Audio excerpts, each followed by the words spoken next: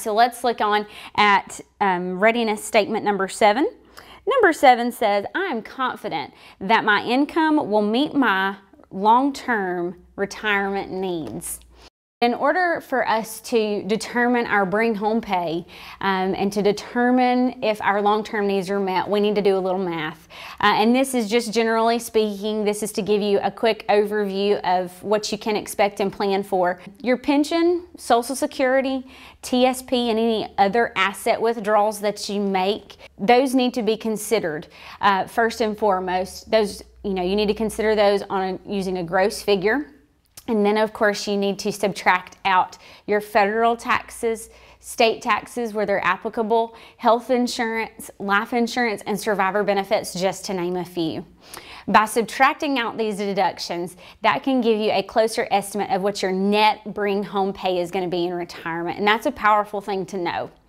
Reason being is once you know that net bring home in retirement, you can actually compare it to your budget. Yes, I said the word budget. A lot of people are intimidated or nervous about that word, but it can be extremely powerful in your retirement planning. So you want to take that net bring home pay that you've calculated or that we can calculate for you. You want to take that number and compare it to your budget because you have to and you need to live within your means. We could spend all day talking about the benefits of retirement readiness, but nothing is more powerful than a testimony of someone who's actually been there. And I'd like to take a moment, if it's okay, to read to you an excerpt from our book, Navigating Your Federal Retirement, Your Successful Passage into Financial Freedom.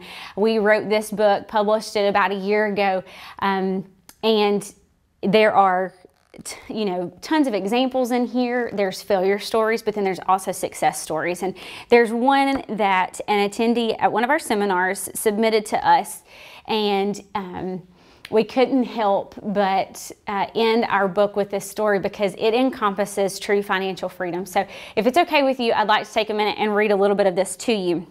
So she says, my husband and I have 2 sons.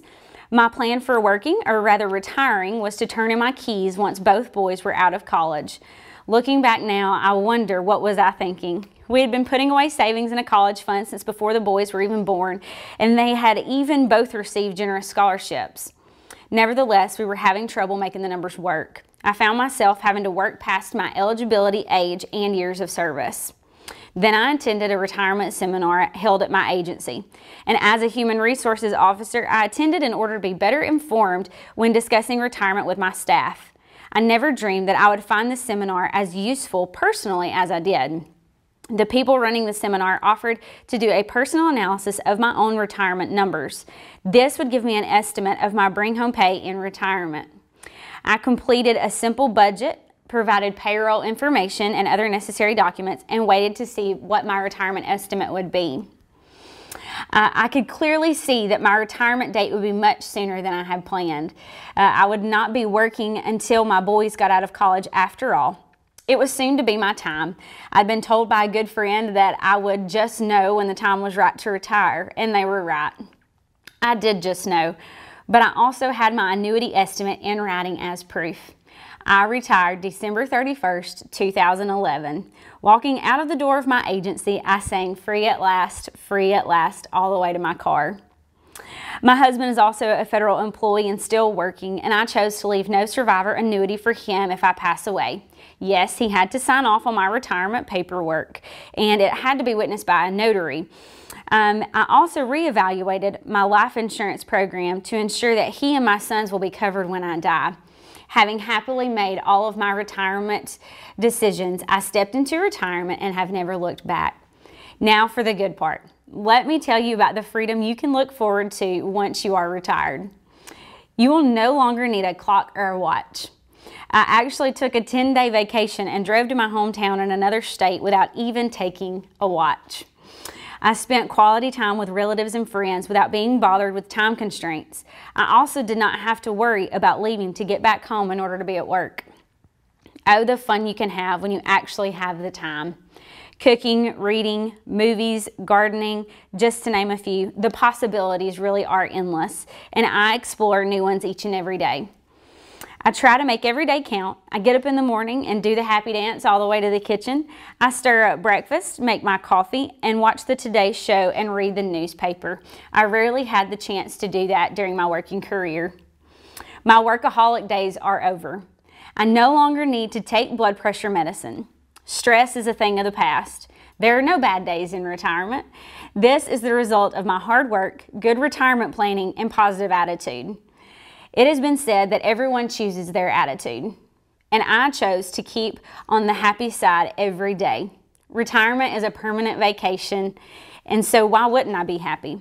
I think retirement is like having 6 Saturdays and a Sunday, and then starting all over again. What's not to like? I'm truly happy. May all of you be just as happy when you step into retirement. So, we have shared this story with you because we couldn't provide a more stunning description of the kind of retirement you can have when you're truly ready. Through our seminars, we have met thousands of federal retirees who are either on the path to financial freedom or who have already arrived there. We gave them the tools that allowed more educated decisions as they prepared for retirement, and this enabled them to make minor corrections that got them back on track to reaching their dreams and finding true happiness in retirement. It has been a blessing to navigate the retirement pathway with them, and we only want the same for you. So if you are a federal employee headed toward retirement and cannot fully affirm all of the 7 retirement readiness statements that we've discussed today, or if you've not had a professional examine your retirement roadmap, we encourage you to reach out to us at Retirement Benefits Institute so that we can help you get back on the right track.